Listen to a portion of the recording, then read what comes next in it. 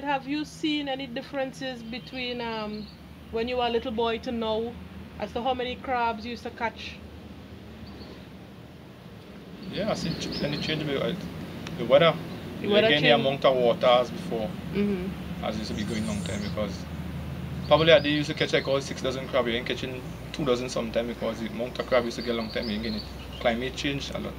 Over the last few weeks here in Tobago, we have noticed that normally a long extended period of sunshine, which was not really attributed, which is not really, we're not accustomed to for that particular period of year, because we have noticed that a number of plants have been flowering, immortal flowered in the month of August, puis flowering, and normally those plants will usually flower during the drier period of the year. And the immortals are keystone species, so we are a bit concerned as to why they are flowering at this present time and the impacts that it will have on avifauna. So earlier you were talking about switching from short-term crops to long-term crops. Can you tell us a little bit about why you did that? Because of climate change and the weather was very harsh, less rain, so I was to plant long-term stuff to survive through the hard weather, and then maybe I'll go look for a job until rain comes. I am Neela Bob Prescott, Senior Technical Officer, Caribbean Natural Resources Institute. I was told, this is before I started working at CANARI, that there was this gentleman by the name of Alan Smith, better known as CAF, who started the practice of participatory GIS in the Caribbean. And unfortunately, last year March he died. And there was a movement about within the Institute to have a tribute to all the great work that he did on participatory GIS. So we went out looking for a project that would sort of renew the interest and reignite the interest to use participatory GIS in the Caribbean. And Nicole went to a meeting and came on to a representative of the CTA and made some sort of connection, and then he indicated an interest in having this project done in the Caribbean region. Me being a true Tobagonian and understanding some of the needs, proposed that we do it in Tobago. And it was proposed and it was agreed upon after much discussion that yes, this would possibly be a good site to start it off.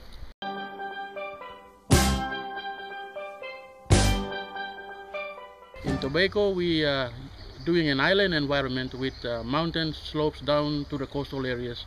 Well, I think personally, for me, it's a way to give the voiceless a voice, to give the communities the opportunity to express themselves and produce what they're always lacking, factual information, to make arguments, to defend their position when it comes to spatially defined issues.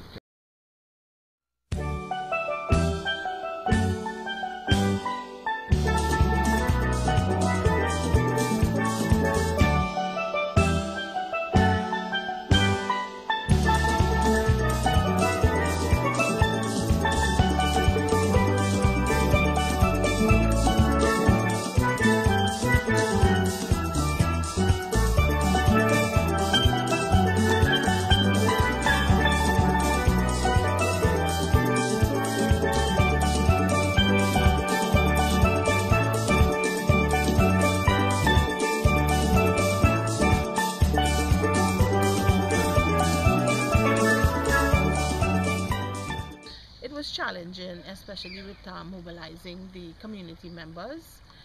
We tried to reach them by email, those who had emails. We also sent out snail mails to those of the communities, and we made lots of follow-up phone calls. I think there is some confusion and misunderstanding in the scale and the model, but that has been rectified during the process with the assistance of the GIS experts that we have on the team, and with also support from the trainees. I think there is some confusion and misunderstanding in the scale and the model, but that has been rectified during the process with the assistance of the GIS experts that we have on the team, and with also support from the trainees. It has been very interesting because you have to forget about what you know and learn to know what the people of the community know.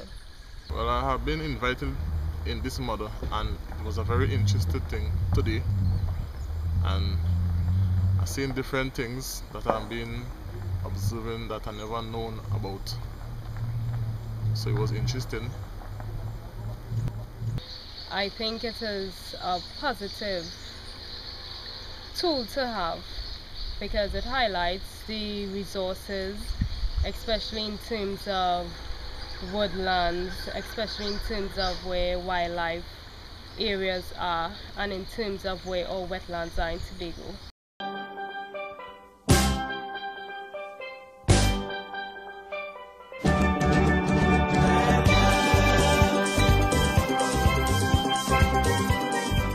This project is within CTA is a project which covers both the Pacific and the Caribbean, and it started with a workshop we held in May in Honiara in Solomon Islands, and Nila and other representatives from the Caribbean were part of this workshop. The Caribbean and the Pacific are facing similar challenges due to the impact of climate change, and similar situations when it comes to the participation of the grassroots into policy making. And as we have seen in many other countries where this methodology has been used, the methodology started in Southeast Asia, and CTA introduced it in Africa in 2006, in the Pacific in 2005. It gave a real voice to those involved in model making and then using the model for communicating with local authorities, international organizations, and so on. Participatory 3D modeling ensures the capture and incorporation of relevant indigenous and traditional spatial knowledge, which can be used to provide a greater understanding of the possible impacts of climate change at the local level. Indeed, GEF SGP believes that participatory 3D modeling is an important tool that can be utilized by communities in Tobago and the Caribbean at large to allow them to effectively participate in national and local policy and decision-making processes, and to develop appropriate on-the-ground strategies to address the impacts of climate change and extreme climatic events. The profound thing about the model is that that we actually were able to put in a physical way to our experiences, that it would in fact be a time capsule, and that sometime in the future people would say this is how Tobago people, aided by their Caribbean cousins and the Trinidadian cousins, actually saw Tobago, and they were able to share these aspects of climate change phenomena that impacted upon their daily livelihoods. So we have set the standard for many others to follow.